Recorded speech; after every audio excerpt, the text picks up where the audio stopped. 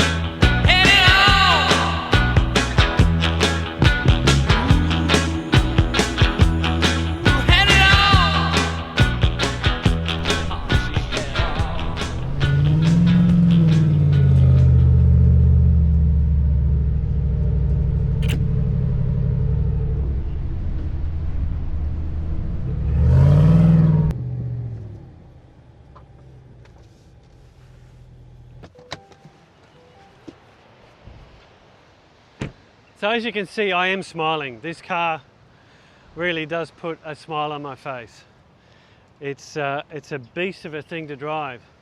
But the decision to jump out of a Land Cruiser for me was a really big decision. I'm in my mid-50s and I've been towing caravans for the best part of 35 years. And over that time, I have owned 8 Land Cruisers, 3 100 series, 4 200s, and even had a 300 somewhere along the way. But on 2 occasions I've had my Land Cruiser weighed in combination with a caravan, and on both occasions bitterly disappointed with the limitations in regards to weight restrictions. And so when I recently had my last 200 weighed in combination with a new van, I was again reminded of the limitations of a Land Cruiser, and in particular the rear axle load rating, the GVM and the tow ball mass.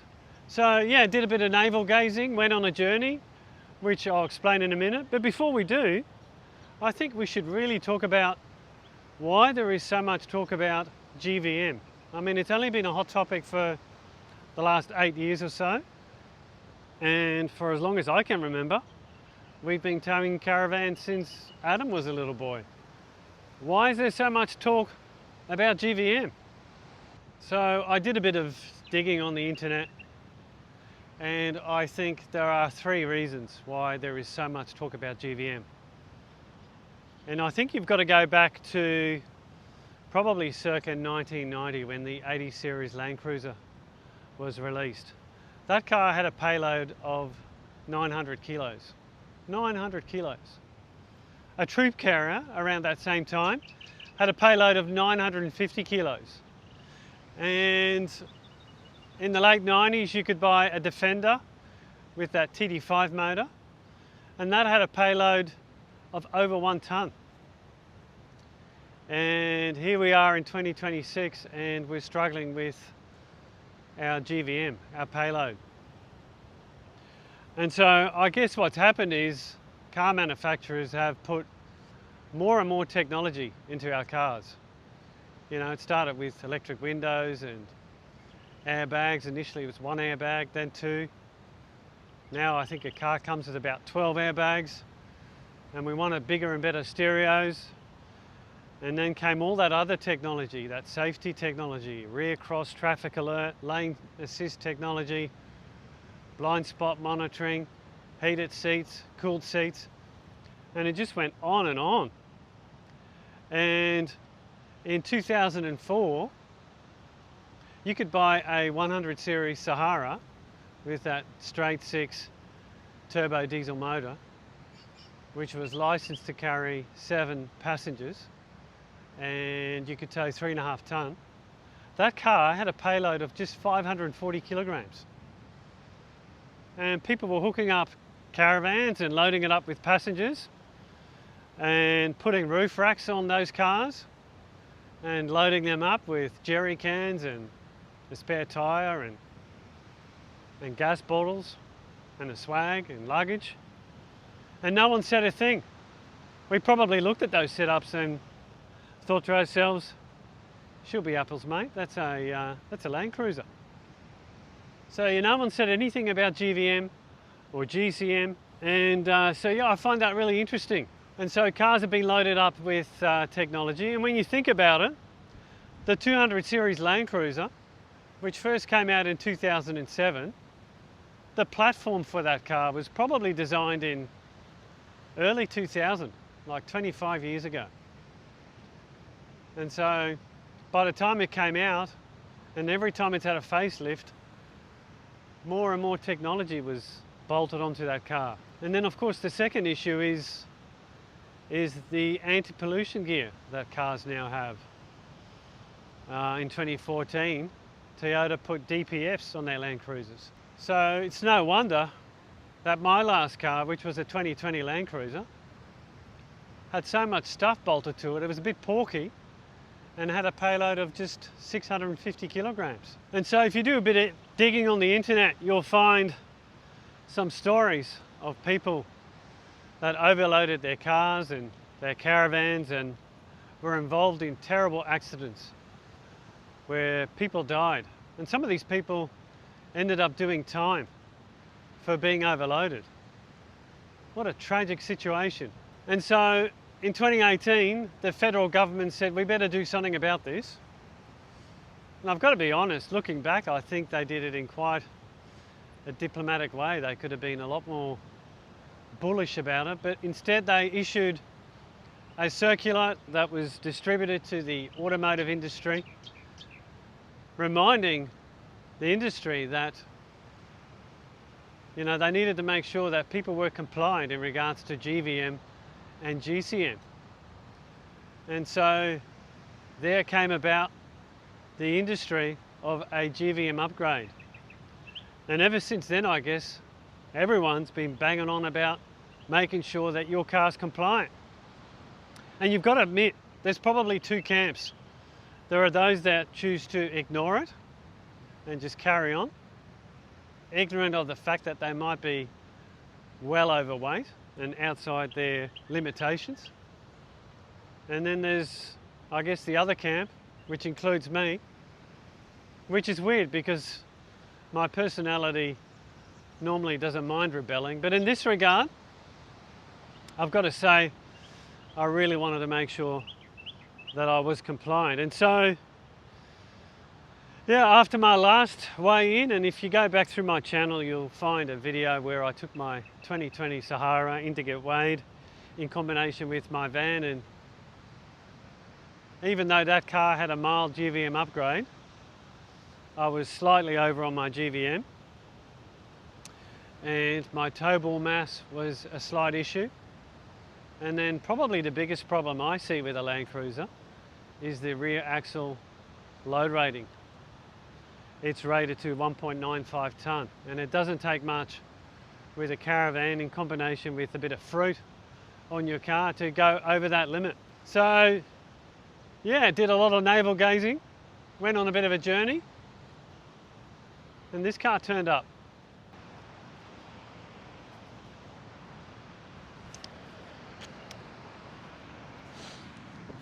And so I can already hear you say it.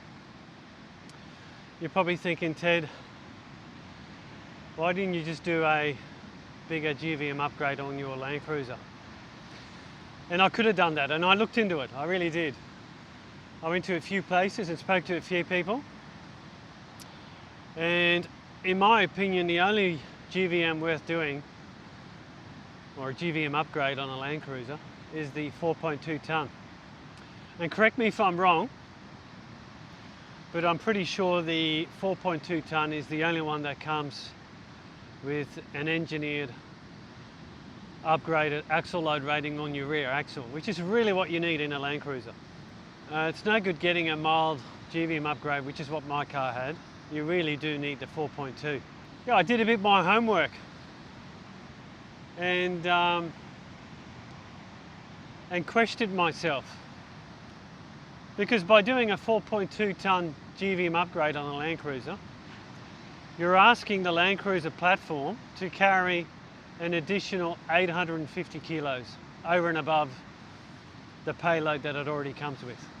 Out of the factory, the Sahara comes with a 650 kilo payload.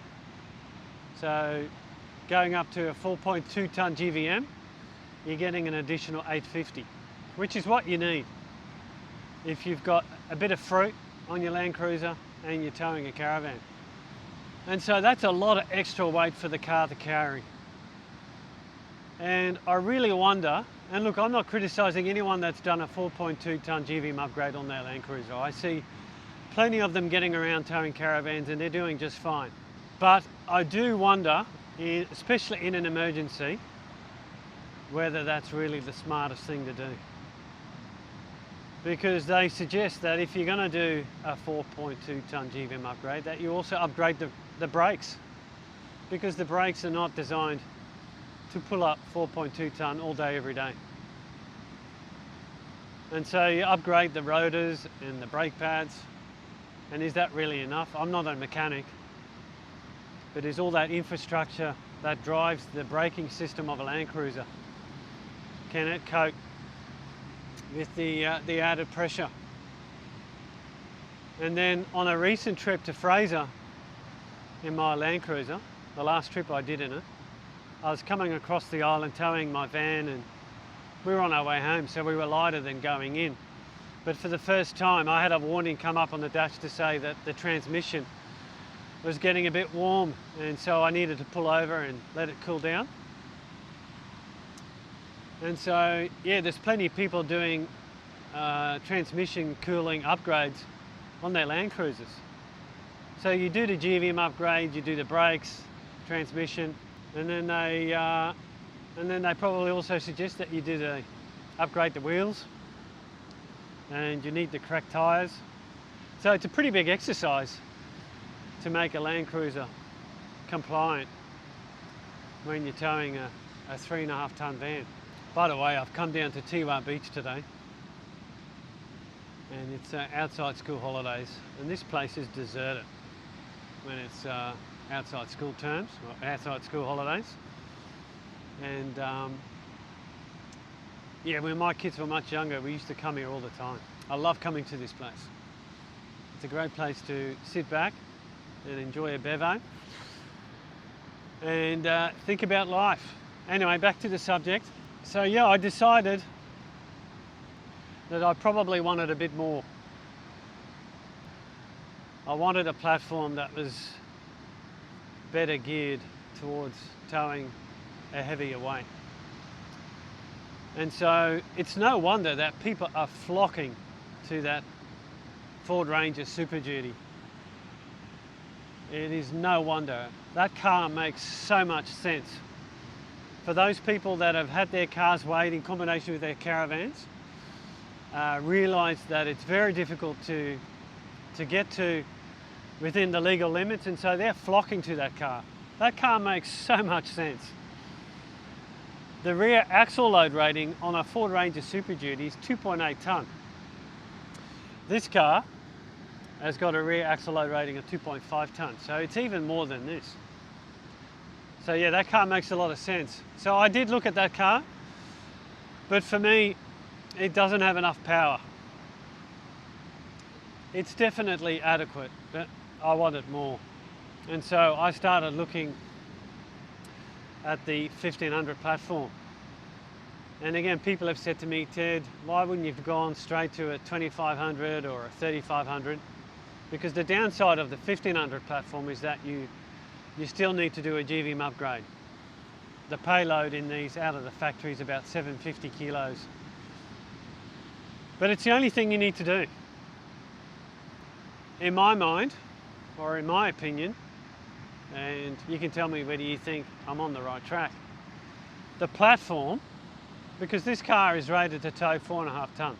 The platform, the brakes, the transmission, it's all designed to tow 4.5 tonne. So the only thing lacking is a bit of GVM, and it doesn't take much to bring this up to a bit over 1 tonne. And yeah, the reason I didn't buy a 2500 or a 3500 is because this is also my daily drive. And those 2500s and a 3500, they're just next level. And so yeah, I started looking around at the 1500 platforms. I looked at the Ford F-150, but every time I went into a Ford dealership, they'd put a stop sale on those, and I couldn't even order one. And they weren't that helpful, to be honest. And I looked at the Ram. I do like the Ram, I really do. The Ram 1500, both the Ford and the Ram come with a V6 petrol, twin turbo, and I reckon that's a sweet option. And I like the styling of a Ram. It's a bit more conservative, which really suits me in my daily environment.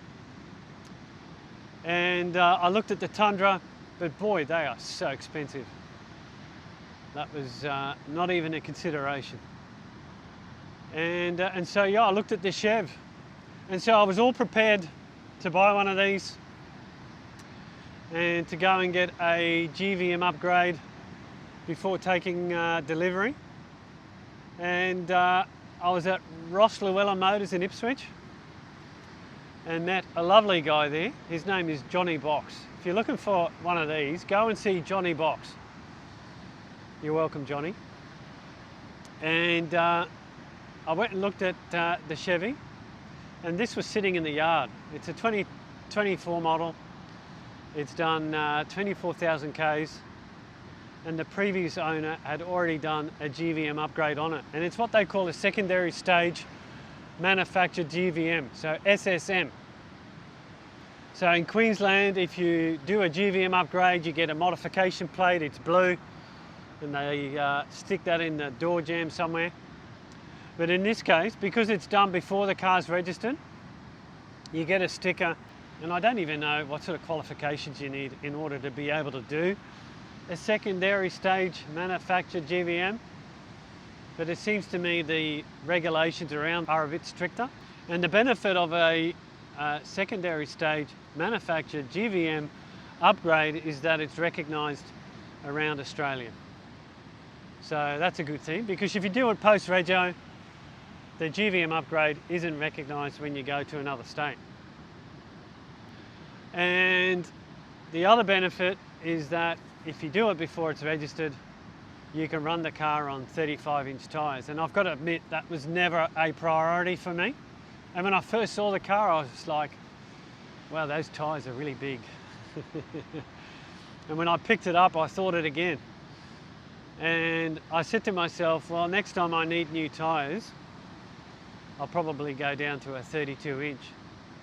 But I've got to say, now that I've towed and I've been on the beach, and as a daily drive with 35-inch tyres, it feels really good. And I've got used to the size now, and yeah, not sure what I'll do, but probably will stick with the 35-inch rubber. So yeah, this GVM upgrade gives me a payload of about 1.5 tonne. I do have the car booked in to get weighed soon in combination with my van, and it should romp it in, but I just want to make sure what the real numbers are so that I can make plans as to what I do with this car so I don't go over the limit again. It's got, like I said before, the rear axle load rating is 2.5 tonne. That should be plenty. And the GCM is massive. The GCM is 8.7 tonne. I don't even need that. My van is rated up to 3.5 tonne. So if this is loaded up to 4.2 tonne, which it probably never will be, but if I did, 4.2 plus 3.5 is 7.7. I've still got a spare tonne in regards to GCM. So yeah, you could tow a 4.5 tonne van with this car the way it's set up. So that's nice to know. I will come back in a few months and let you know how this car goes, whether it is as reliable as I hope it'll be. But so far it hasn't disappointed. I do have some plans for the rear tub. I don't think I'll do a canopy. I'd love one, but I don't think I will. I think I'll stick with the tub the way it is. It's massive. And I think I'll put a couple of sliders in it side by side, fridge on one side. Not sure what to do with a battery. I've always had hardwired batteries, but I see that some of these power banks are coming a long way. So if you've got any ideas, I'd love to hear from you. And obviously need a compressor, but I might just get a portable one. I see there's quite a trend towards a portable compressor. Again, love to hear your thoughts on that. And yeah, we'll keep you posted on my journey. Thanks for watching. Ciao. I've been feeling you, you've been feeling me. Summer loving got me falling, wanting you daily. I've been feeling new, hit me with your heat. Skipping double time on a sunrise heartbeat. It's the rhythm that we fall right into when you're around. Flow like ocean, got the waves of motion, knock me off the ground. One look, you got me, two, you got me softly. 3 strikes, I'm out of my mind, got me tongue-tied, take up all my time. Let's let go and not fight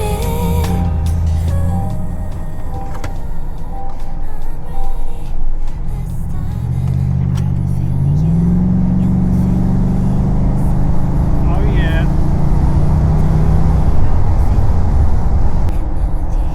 Don't pay the ferryman till he gets you to the other side. Don't pay the ferryman. Oh, what a day. Well, thanks for tuning in today. Just making my way home now, driving through Taunton. If you like what you saw, would love for you to subscribe to the channel. It goes a long way in getting my channel up and running. So yeah, we'd super appreciate that. Just going to pull up at the servo here, put some air in the tyres, and look forward to catching up with you soon. Ciao.